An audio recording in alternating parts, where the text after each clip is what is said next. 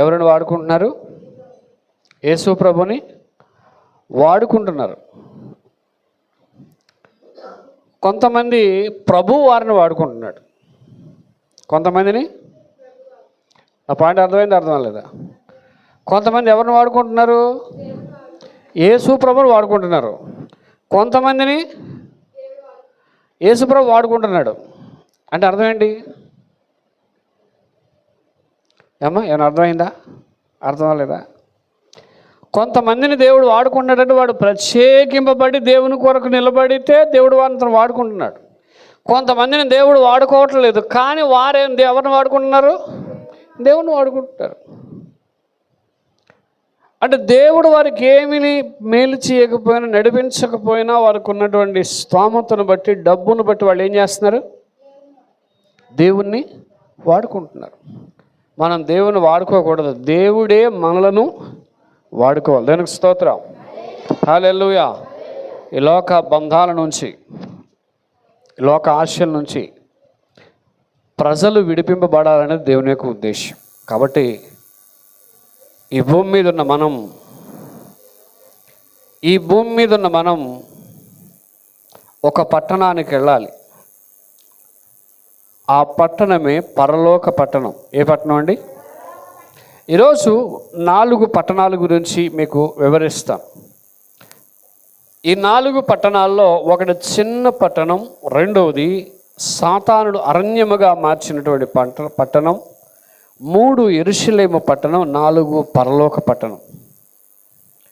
ఒకసారి మీ Bibles open చేయండి. ప్రసంగి గ్రంథం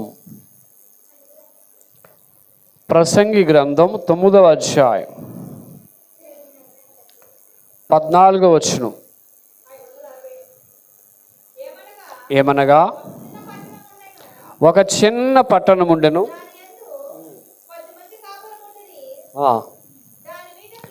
దాని మీదకి గొప్ప రాజు వచ్చి దాని ముట్టడి వేసి దాని ఎదుట గొప్ప బురుజులు కట్టించెను అనేటువంటి మాట మనకు వినిపిస్తుంది ఇక్కడ.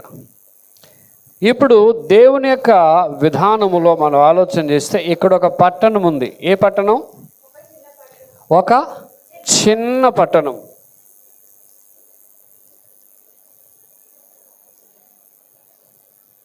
ఈ యొక్క పట్టణం ఏంటంటే చిన్న పట్టణం అన్నాడు. ఏమన్నాడండి? ఒక చిన్న పట్టణం. ఈ చిన్న పట్టణం ఏం చేస్తుంది? ఈ చిన్న పట్టణంలో ఎంతమంది నివాసం ఉన్నారు? కొద్ది మంది నివాసం ఉన్నారు. ఈ కొద్ది మంది నివాసం ఉన్నటువంటి చిన్న పట్టణంలోనికి ఎవరు వచ్చారు? ఒక గొప్ప రాజు వచ్చాడంట. ఏం చేశాడు ఈ రాజు? వచ్చి ముట్టడి వేశాడంట. ఏం చేశాడు? ముట్టడి వేశాడు. ముట్టడి వేసి కట్టించిన. కానీ ఆ ఊరిలో ఒక బీదవాడు ఉన్నాడంట. ఎవరండి? ఒక బీదవాడు తన జ్ఞానముతో ఆ పట్టణాన్ని ఈ రాజు చేతిలో నుండి ఏం చేశాడు? రక్షించాడు. అర్థమైందమ్మా? అర్థం అవ్వలేదు? మళ్ళీ చెప్తాను చూడండి. ఒక చిన్న పట్టణం ఉంది, చెప్పండి. కొద్ది మంది నివాసం ఉన్నారు అందులో. ఎంతమంది? ఈ కొద్ది మంది నివాసం ఉన్నటువంటి ఈ చిన్న పట్టణాన్ని గొప్ప రాజు అనేవాడు వచ్చి ఏం చేశాడు? ముట్టడి వేశాడు. ముట్టడి వేసి ఆయన బురుజులు కట్టించి ఆ యొక్క పట్టణాన్ని అంతా కూడా ముట్టడి వేసేసాడు. ఇప్పుడు వాళ్ళందరూ ఎవరి చెరలో ఉన్నారు? ఎవరి అండర్లో ఉన్నారు? రాజు యొక్క అండర్లో ఉన్నారు. మరి ఈ గొప్ప రాజు ఎవరు అని మనం ఆలోచన చేస్తే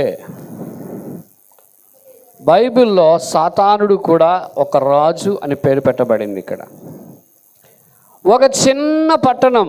ఏ పట్టణం అండి? ఒక చిన్న పట్టణం. ఈ చిన్న పట్టణంలో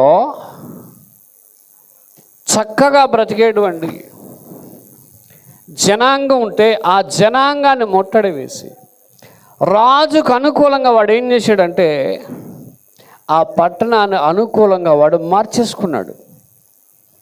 ప్రభునందు ప్రియులారా, ఈరోజు నేను చెప్పాలనుకున్న అంశం ఏంటంటే, ఆదామవ్వలు సృష్టించిన తర్వాత దేవుడు ఒక తోటగా చేశాడు. ఆ తోటనే దేవుడు ఒక పట్టణముగా దేవుడు మార్చాడు. ఆదామవ్వల తర్వాత దేవుడు అప్పుడున్న సమాజాన్ని ఒక దేని కింద పోల్చాడంటే ఒక పట్టణంగా పోల్చాడు. ఈ పట్టణంలో కొద్దిమంది ఉన్నారు, అప్పట్లో ఎక్కువ మంది లేరు. ఎంతమంది ఉన్నారు? కొద్దిమందే. ఆదామవ్వలు ఉన్నప్పుడు జనం ఉన్నారా?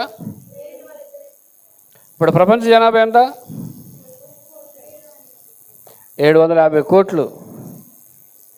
మరి అప్పుడు ఎంతమంది ఉండుంటారు? తక్కువ. అప్పుడున్న జనాభాకి ఇప్పుడున్న జనాభాకి చాలా తేడా. ఈరోజు మీరు ఒక ఊరు వెళ్తే మళ్ళీ ఒక 5 సంవత్సరాల తర్వాత వెళ్తే ఆ ఊరు ఏమవుద్ది? మారిపోద్ది. మీరు వెళ్ళినప్పుడు ఉన్న ఊరుగా ఉండదు అది. కాబట్టి ఈ గొప్ప రాజు ఏం చేశాడంటే ఆ చిన్న ఊరిని పట్టుకొని ముట్టడి వేసి ఆ పట్టణాన్ని నాశనం చేయడానికి, ఆ పట్టణంలో ఉన్నవారు విడిపించబడకుండా అతను దాస్యంలో ఉండడానికి చేసుకున్నప్పుడు ఆ ఊరిలో ఒక బీదవాడు వచ్చాడు. ఈ బీదవాడు ఎవరో కాదు, మనము పూజించేటువంటి యేసు ప్రభువారే. దేవునికి స్తోత్రం. హల్లెలూయా, హల్లెలూయా, హల్లెలూయా. యేసు ప్రభువారికి పెట్టబడిన పేరు ఏంటంటే, మన కొరకు ఆయన దరిద్రుడు ఆయను అనేటువంటి మాట మనకు కనిపిస్తుంది. 2 కొరింథీ 5:21 మీరు చదివితే, 2 కొరింథీ రాసిన పత్రిక 5వ అధ్యాయం 21వ వచనాన్ని మీరు చదివితే, ఎందుకనగా దేవుని నీతి ఎగునట్లు, మనం ఆయన యందు దేవుని నీతి ఎగునట్లు పాపమెరుగని పాపముగా చేశాను. పాపముగా చేశాను. మనం నీతిమంతులు కావాలని, మనం గొప్పవారం కావాలని, ఆయన మనందరిని ధనవంతులు చేయాలని, దేవునిలో ధనవంతులుగా చేయాలని ఆయన ఏం చేశాడంటే మన కోసం ఏమయ్యాడు? దరిద్రుడు ఆయను. పాపముగా చేయబడ్డాడు. ఆయన మీరు పశువుల శాలలో ఉన్నప్పుడు ఏం చుట్టారు ఆయనకి? పొత్తి గుడ్డలు కదండి. మనకైతే అన్ని రకాల వస్త్రాలు ఉంటాయి కదా.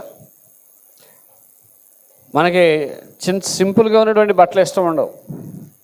డిజైన్ ఉండాలి, మనకు నప్పాలి, లేకపోతే మనకు నప్పదు. కానీ యేసుప్రభువు వారికి ఏముంది?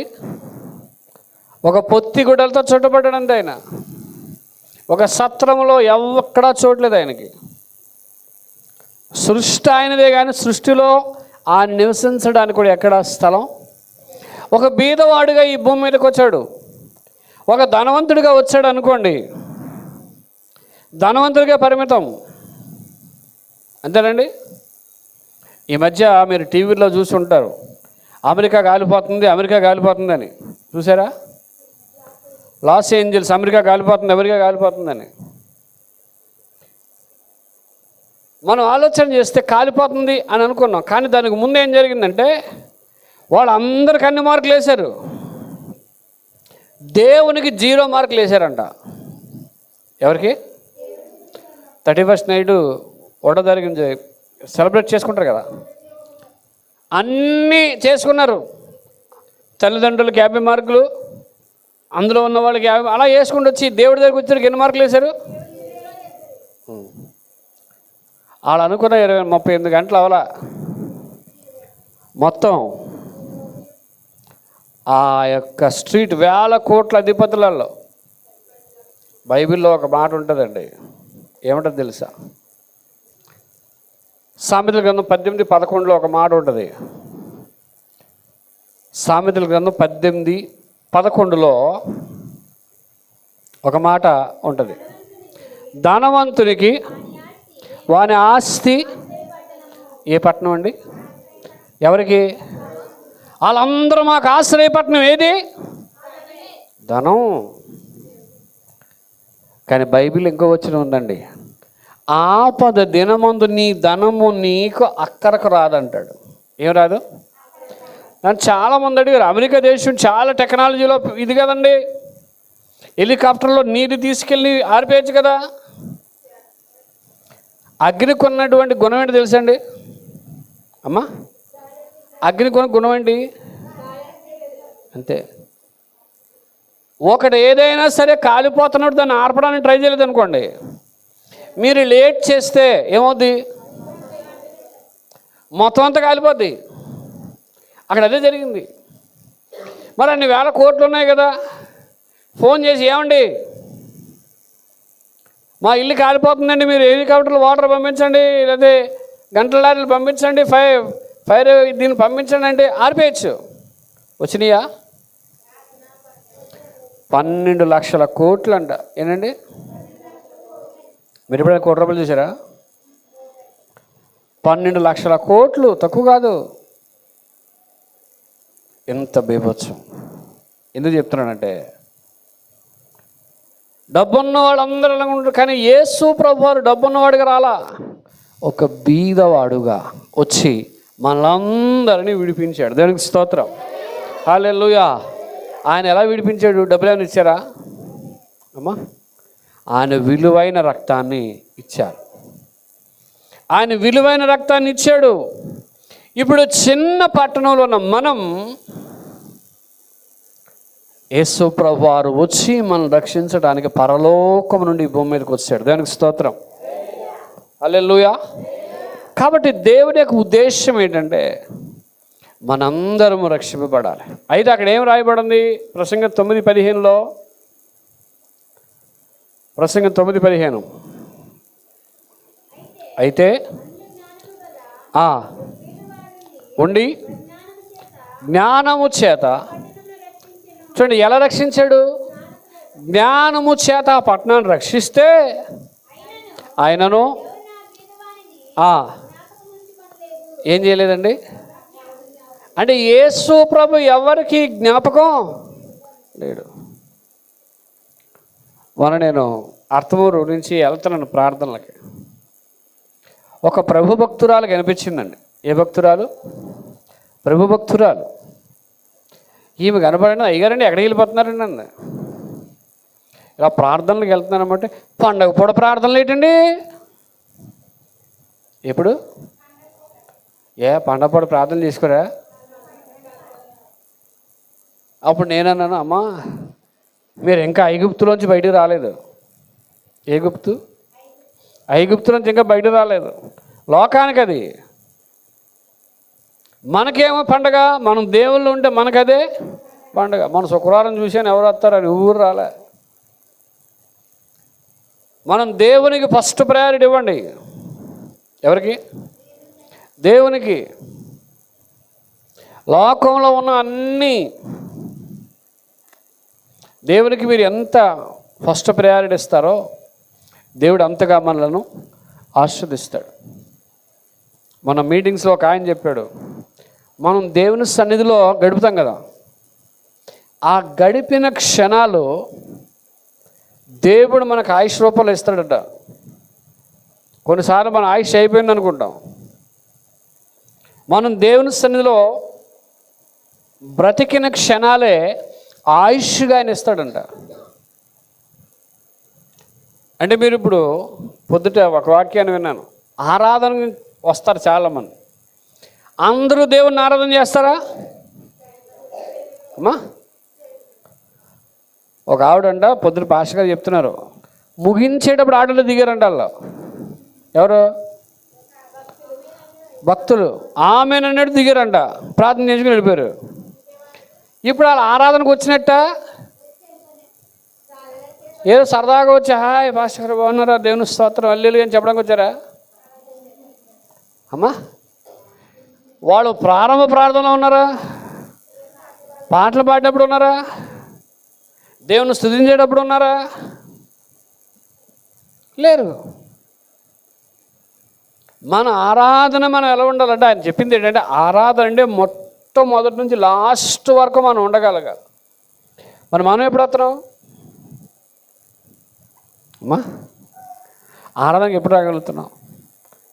ముందొచ్చి ప్రార్థన చేసుకుని ప్రభువా నాతో మాట్లాడు, నీ వాక్యం నాతో మాట్లాడు, నీ సన్నిధిలో కూర్చొని నేను ఆరాధన చేస్తాను ప్రభువా అని చెప్పి మనం ఏం చేయాలి? ప్రార్థన చేయాలి. ఈ చిన్న పట్టణానికి యేసు ప్రభువారు ఆ చిన్న పట్టణం రక్షించటానికి ఈ బొమ్మ మీదకి వచ్చారు. ఏ పట్టణం అది? రెండో పట్టణాన్ని చూద్దాం. యెషయా గ్రంథం 14వ అధ్యాయం. యెషయా గ్రంథం 14వ అధ్యాయం 16వ వచనం.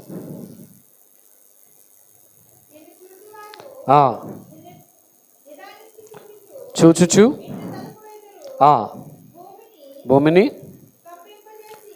భూమిని కంపింపచేసి రాజ్యములను వణికించిన వాడు ఇతడేనా? లోకమును దాని పట్టణములను దేన్ని పాడు చేసాడండి? లోకమును అడవిగా చేసి దాని పట్టణాలను ఏం చేశాడు? పాడు చేస్తాడు. అంటే లోకాన్ని వాడు ఎలా మార్చేశాడు? అడవిగా చేస్తాడు. అడవి అంటే ఏంటి? అడవిలో ఏముంటాయి? మృగాలు. అక్కడ జనసంచారం ఉండదు. ఇప్పుడు అడవిగా మార్చేసాడు అని అంటే అర్థం ఏంటంటే, ఈ లోకములో సాతానుడు చేసిన పని ఏంటంటే ఒక మృగములాగా మనిషిని మార్చేసాడు. ఎలా మార్చేశాడు? ఇంతకుముందు చిన్నప్పుడు మనం వెళ్ళలేదు, చిన్న పిల్లల్ని పాడు చేశారనే సంగతి చిన్నప్పుడు విన్నారా? 6 సంవత్సరాల అమ్మాయిని పాడు చేశారనో, చిన్న పిల్లని, సంవత్సరం పిల్లని పాడు చేశారనో. ఎందుకు అలా మారిపోయారు? వాడు అడవిని ఎలా మార్చేశాడు? లోకాన్ని ఎలా మార్చేశాడు? మృగంగా మార్చేశాడు. నేను సోమవారం కేడీపేట నుంచి వస్తున్నాను. దారమ్మట ఇంచుమించు ఒక 30-40 మంది పడిపోయి ఉంటారు. ఏం చేసుకొని? అది వాళ్ళకి ఇల్లు లేవా? ఒకడైతే తెల్ల బట్టలు వేసుకున్నాడు అన్నాడు. టీక నాగాను, ఆడు అలా దొరుకుతున్నాడు. నేను అడిగాను, టీ వాకు కొట్టాయని, ఏమయ్యా అతను ఏంటి అలాగని అడిగితే, ఇవాళ మరి అది కదండి, ఆడు మంచి పండగ చేస్తున్నాడు సార్, తెల్ల బట్టలు ఎర్రగా అయిపోయినాడు. ఆడు ఇంకెక్కడ ఉన్నాడు? అంత అలా చేయాలి అది పండగ? లోకమును వాడు ఎలా మార్చేశాడు? అడవిగా మార్చేశాడు. ఈ లోకంలో ఉన్నదంత శరీరాశ, నేత్రాశ, జీవగుడము. ఈ లోకం వాడు ఎలా మార్చేశాడంటే ఒక అడవి అంటే చీకటి. మీరు ఎప్పుడైనా అడవిలోకి వెళ్ళారా? అడవిలో చాలా భయంకరం. మా ఊరు సైడ్ వస్తే అరణ్యం, అడవి. ఆ రాత్రిపూట ఎక్కడైనా బండిగా ఆగిపోయిందా మా పరిస్థితి ఎవరితో చెప్పుకోవాలో తెలియదు. అందుకే రాత్రిపూట ప్రయాణం చేస్తారు. కానీ ఆ ప్రయాణం చేసేటప్పుడు, ఆ లోపలికి వెళ్ళేటప్పుడు ప్రార్థన చేసుకున్న, ప్రభువా ఏమీ హాని జరగకుండా సురక్షితంగా చేర్చిన ఆయనని ప్రార్థన చేస్తాం. దేవునికి స్తోత్రం. ఇప్పుడంటే టెక్నాలజీ వచ్చిందండి. అప్పుడు అరికిల్ లైట్ ఉంటుంది కదా, అరికిల్ లైట్, అది పెద్ద చిమ్ని ఉంటుంది, అది పెట్టుకొని అందులో కిరసనాలు వేసుకొని అది ముట్టించుకొని అలాగా వెలుగులోనే రావాలి. ఎంత దూరం? రాత్రి 10 గంటలకు ప్రార్థన అయ్యేది. గంటన్నర నడాలి. సైకిల్ మీద వెళ్ళడానికి కుదరదు. అలా నడుచుకుని ఇంటికి వచ్చారు 11, 11:30, 12 అయ్యేది. ఇప్పుడు అంతా బండి లేకపోతే బయటికి వెళ్ళాం. అప్పుడున్న మోకాళ్ళు, అప్పుడున్న సేవ, వారు బలమైన సేవ చేయగలిగారు. దేవునికి స్తోత్రం. ఎంత అడవిలో ఉన్న వారిని దేవుని వైపు తిప్పాలి. ఈరోజు చాలామంది దగ్గరికి దేవుడు ఎందుకు వస్తున్నాడు, ఎందుకు మీ గృహాలకు వస్తున్నాడు దేవుడు అంటే, మీరు అడవి లాంటి లోకములోంచి మీరు ఎక్కడికి రావాలి చెప్పండి? దేవుని దగ్గరికి రావాలి. అడవిలో నుండి బయటకు రావాలి. అది అడివది, మృగాలు ఉన్నటువంటి ఇది. దానిలోంచి మీరు ఎక్కడ రావాలి? దేవుని దగ్గరికి రావాలి. ఆ పట్టణాన్ని వాళ్ళు ఎలా మార్చాడు? అడవిగా మార్చేశాడు. ఈరోజు యేసు ప్రభు వారు ఆ చిన్న పట్టణమును తన వైపు తిప్పుకుంటే, సాతానుడు ఏం చేశాడంటే లోకం అనే పట్టణాన్ని వాడు అరణ్యముగా మార్చేస్తే, యేసు ప్రభు వారు సిలువ మీద రక్తమును కాచి మనందరి కొరకు యెరూషలేము అనేటువంటి పట్టణములోనికి మనం తీసుకుని రావాలని దేవుడు ఆశపడుతున్నాడు. మూడవది ఏంటంటే 122వ కీర్తన 3వ వచనం. 122వ కీర్తన 3వ వచనం చూద్దాం.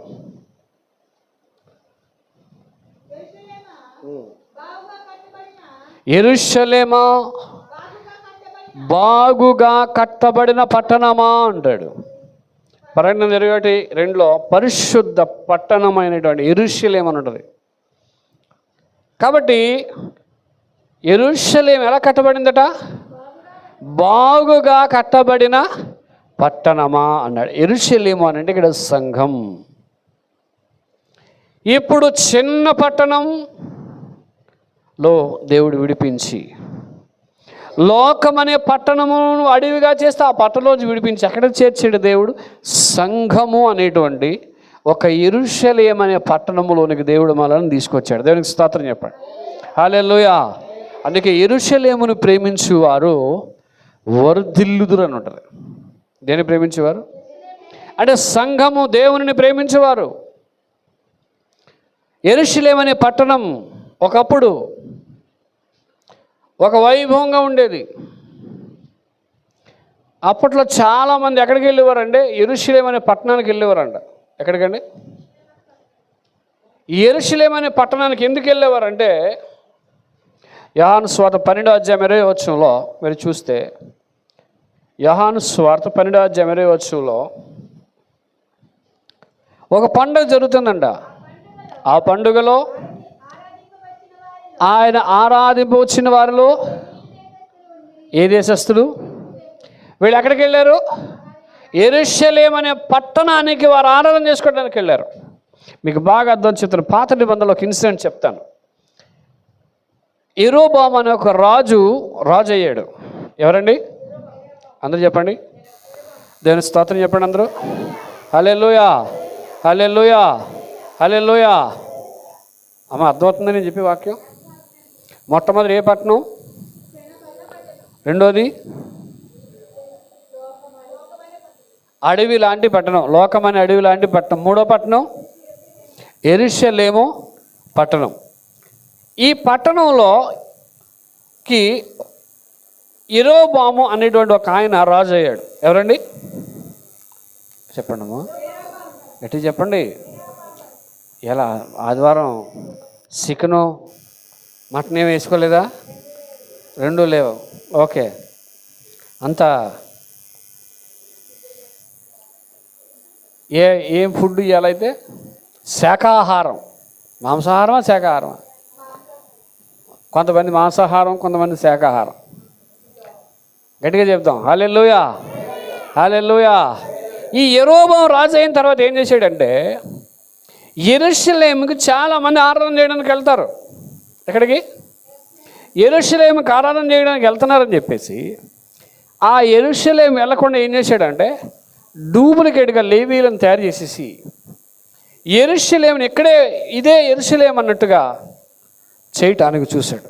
డూప్లికేట్ లేవీలు కాని వారిని లేవీలుగా చేసేసాడు. అక్కడ ఆరాధనకు యోగ్యము కానిదని యోగ్యంగా చేసేసాడు. దేవుడు దాన్ని తట్టుకోలేకపోయాడు. దాన్ని చూసి ఏం చేశాడంటే, యెరోబాము చేసిన పాపము మరెవడో చేయకుండా ఉన్నట్లు యెరోబామును అతి దారుణంగా దేవుడు శిక్షించాడు. ఎందుకో తెలుసా? యెరూషలేము అనే పట్టణము ఎవరైతే పాడు చేస్తారో, యెరూషలేము పట్టణానికి డూప్లికేట్గా ఎవరు చేస్తారో దాన్ని దేవుడు ఇష్టపడడు. ఆ యొక్క యెరూషలేమునిగా చేసి విగ్రహారాధన ప్రారంభించేశాడు. దేవుడు ఆ రాజును త్రోసివేసి మరొక రాజును దేవుడు అధికారం ఇచ్చాడు. అంటే యెరూషలేము అంటే సంఘం. ఈ సంఘానికి డూప్లికేట్ చేయకూడదు.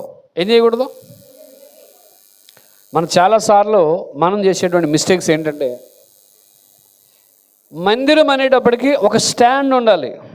ఇది నా మందిరం, ఇది నా సంఘం, ఈ మందిరంలో నేను నాటబడ్డాను, ఈ మందిరంలో నేను రక్షింపబడ్డాను, ఈ మందిరానికే నేనేమవ్వాలి, కట్టుబడి ఉండాలి, ఈ మందిరంలో నేను స్థిరకాలం ఉండాలి. ఇప్పుడు అది లేదు. ఏమొచ్చిందంటే ఎక్కడికి వెళ్ళినా పాస్టర్ గారు ఎక్కువైపోయి, నిన్నటి దినాన పాస్టర్ గారు, మండపేటలో ఉన్న పాస్టర్ గారికి అదే ఆ వేదన. ఆయనకి వేల రూపాయలు ఖర్చు పెడుతున్నారు, కోట్ల రూపాయలు ఖర్చు పెడుతున్నారు, లక్షల రూపాయలు ఖర్చు పెడుతున్నారు, కానీ సంఘములో కొంతమంది స్థిరంగా లేరు. కొంతమంది వస్తున్నారు, కొంతమంది ఏమవుతున్నారు, పోతున్నారు. ఎందుకు పోతున్నారంటే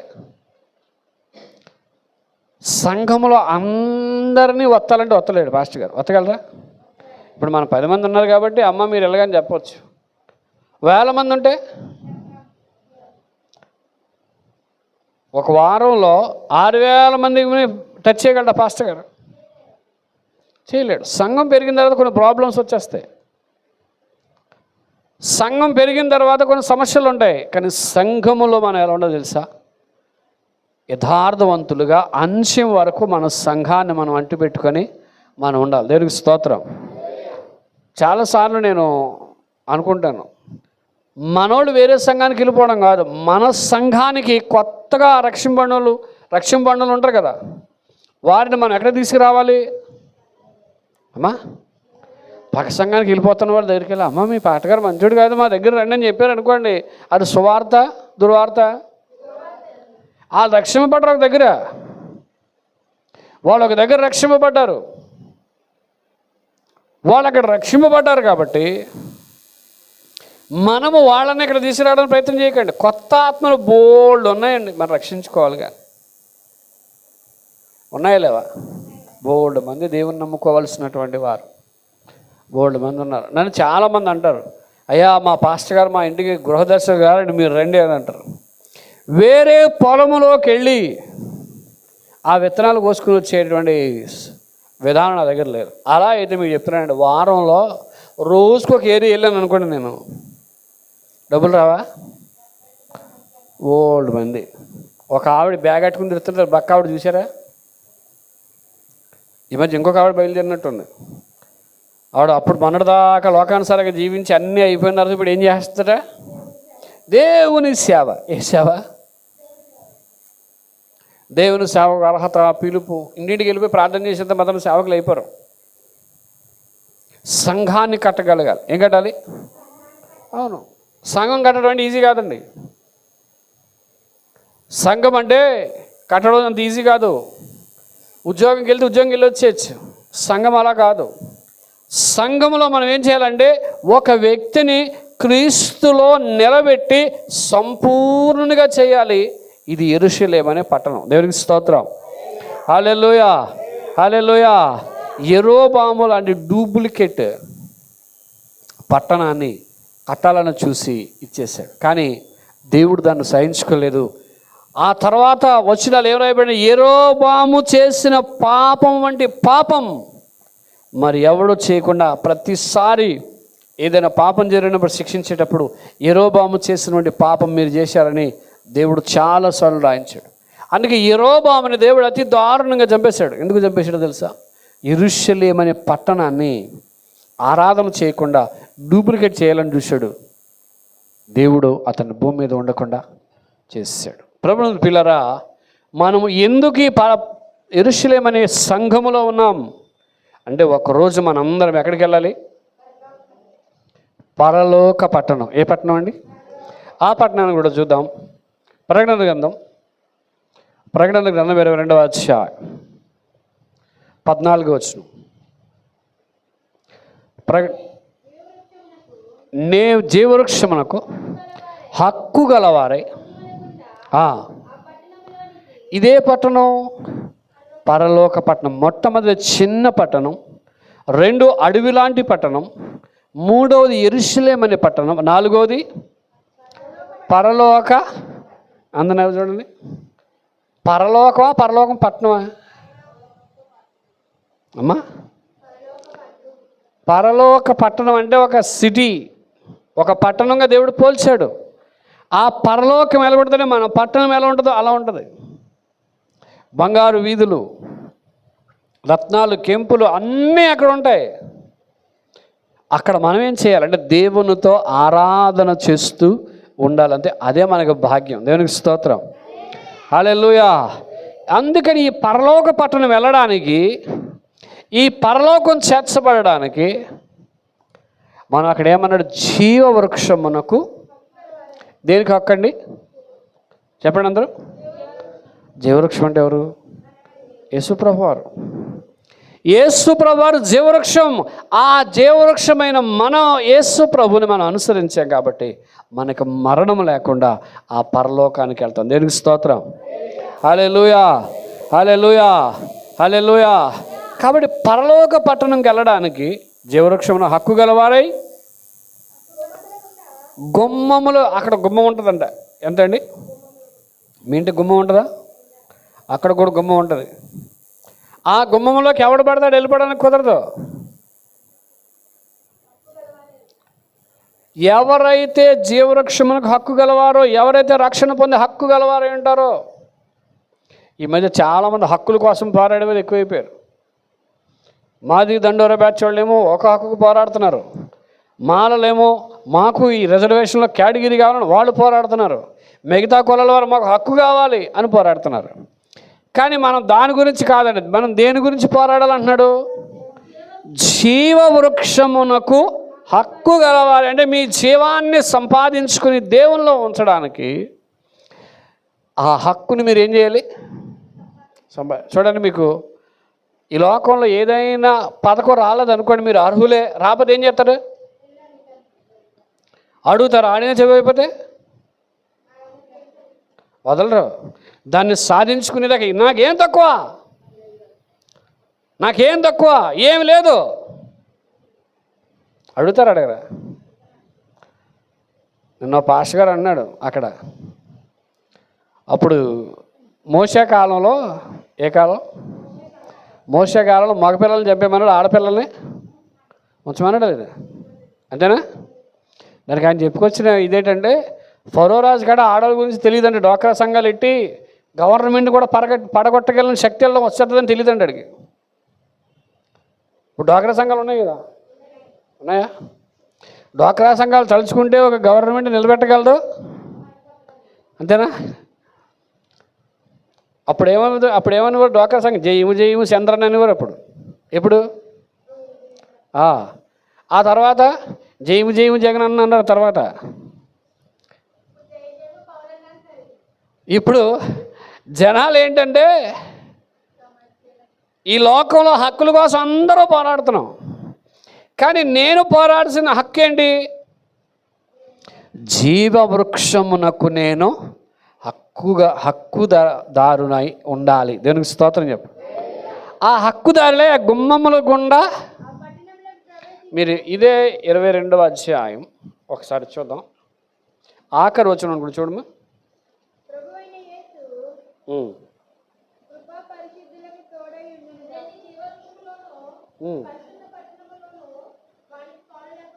పదిహేను వచనం, 22వ అధ్యాయం 15 వచనం. ఎవరండి? ఎవరమ్మా?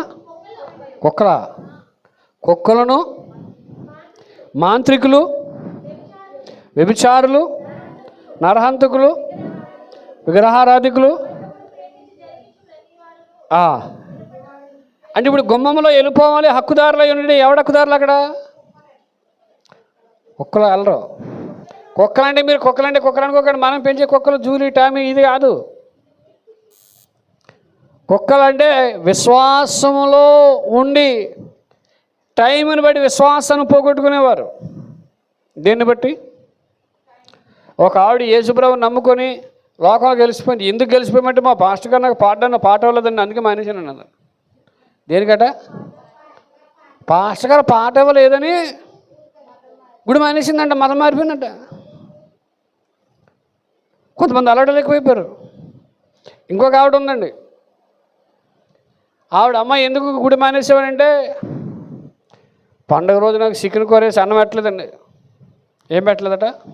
అందరినీ కూర్చోమని అన్నారండి. నన్ను కూర్చోమని అనలేదు. అప్పుడు అన్న మీరు సంఘబిడ్డలా కాదా? సంఘబిడ్డనే. మరి సంఘబిడ్డ అయినప్పుడు అమ్మ నువ్వు కూర్చో, నువ్వు అన్నం తినంటారా? సంఘం అంటే ఒక ఇది భోజనం పెట్టలేదని మర్చిపోయిన వాళ్ళు చాలామంది ఉన్నారు. కాబట్టి ఇప్పుడు ఎవరు హక్కుదారులు? కుక్కలంటే విశ్వాసం లేనారు. ఏం లేనాడు? కొంతమందికి ఎంత చేయండి విశ్వాసం ఉండదు. తర్వాత ఎవరండి? అప్పుడప్పుడు మనకి ఏదైనా జబ్బు వచ్చింది అనుకోండి, ఎవరి దగ్గరికి వెళ్తారు? మంత్రాలు, మాంత్రికులు, వ్యభిచారం చేసేటువంటి వారు, ఒక మనిషిని చంపేసి నరహత్య, ఇంకోటి ఎవరండి? విగ్రహారాధికులు, విగ్రహాన్ని అనుసరించేటువంటి వారు.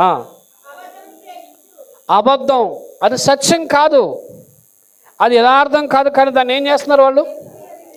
అబద్ధమనే ప్రేమిస్తున్నారు. సత్యాన్ని వాళ్ళు ఏం చేయలేరు.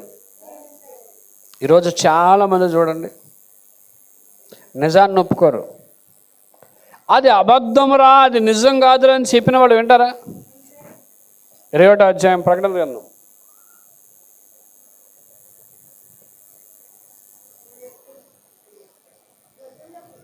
25వ వచనం. అక్కడ రాత్రి లేని దాని గుమ్మములు పగటి వేళ ఏమాత్రమును ఏమేయండి? గుమ్మాలు ఎప్పుడు డోర్లు ఇవ్వబడవో, జనములు తమ మహిమను వచ్చెదరు గొర్రె పిల్ల యొక్క. ఎవరు ప్రవేశిస్తారు ఇప్పుడు? నేను ప్రభువుని నమ్ముకున్నాను, నేను క్రీస్తు రక్తంలో కడగబడ్డాను, గొర్రెపిల్ల యొక్క జీవ గ్రంథమందు నా పేరు రాయబడి ఉంది కాబట్టి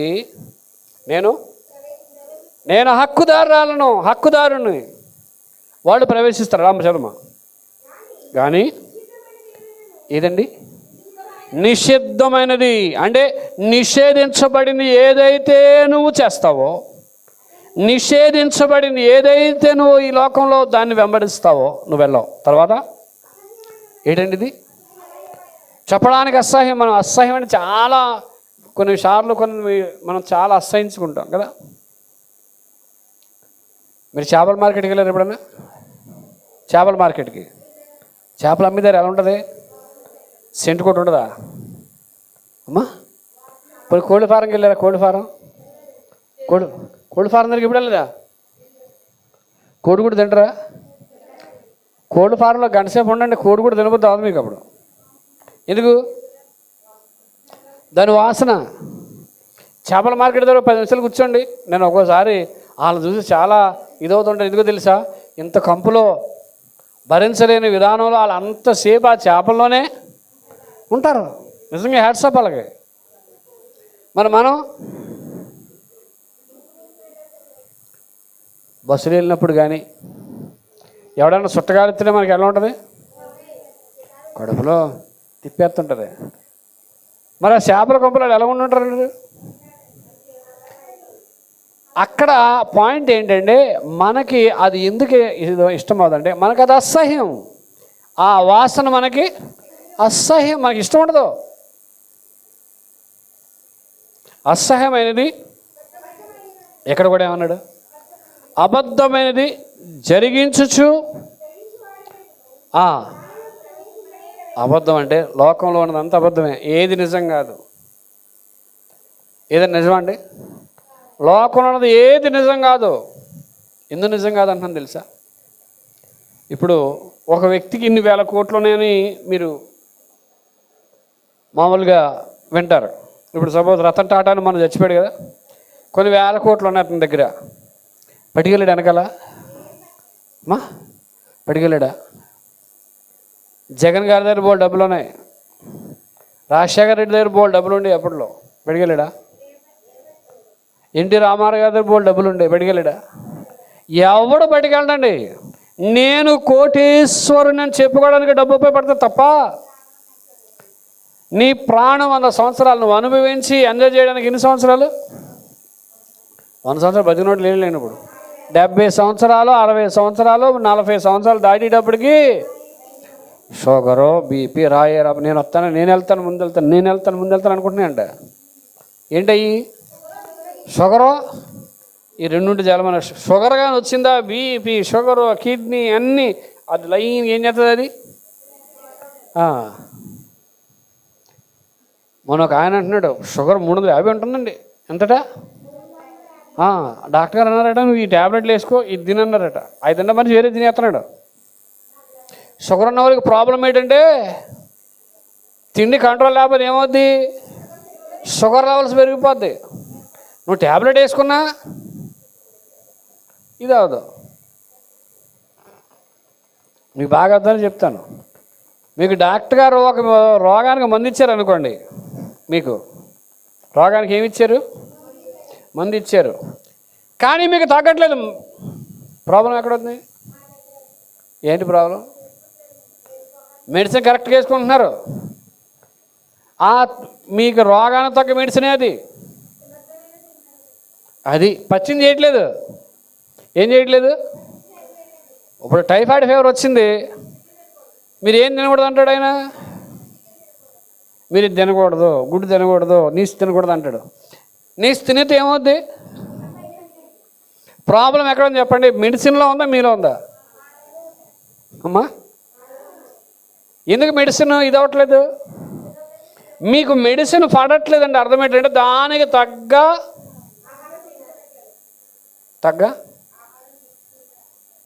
మీకు అల్సరు, ఈ లోపల ఇవన్నీ ప్రాబ్లమ్స్, అన్నవరకైనా ప్రాబ్లమ్స్ ఉన్నాయి అనుకోండి, బిర్యానీ, చికెన్ అన్నీ తినేసారు అనుకోండి, లోపలికి వెళ్ళిన ఊరుకుంటుంది అది.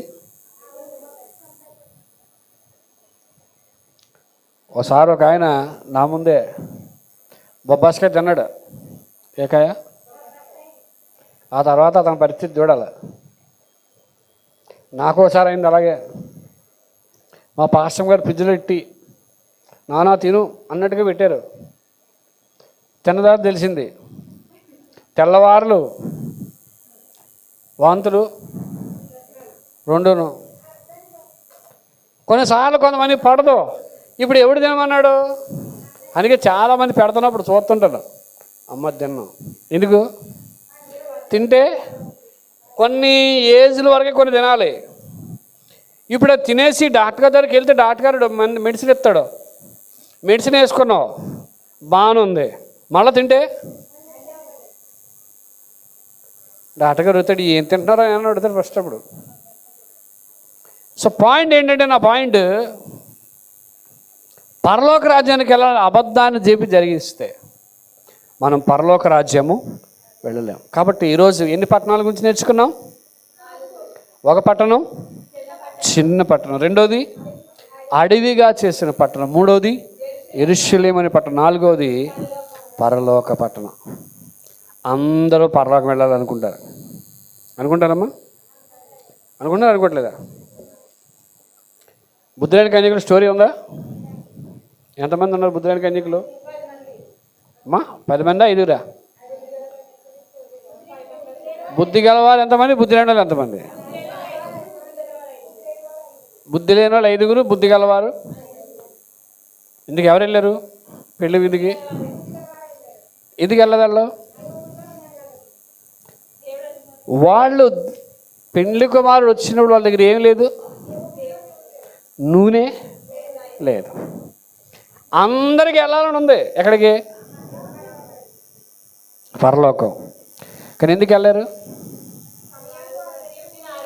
ఆడ దగ్గర అసలైంది లేదు, నూనె లేదు, ఏం లేదు, నూనె లేదు.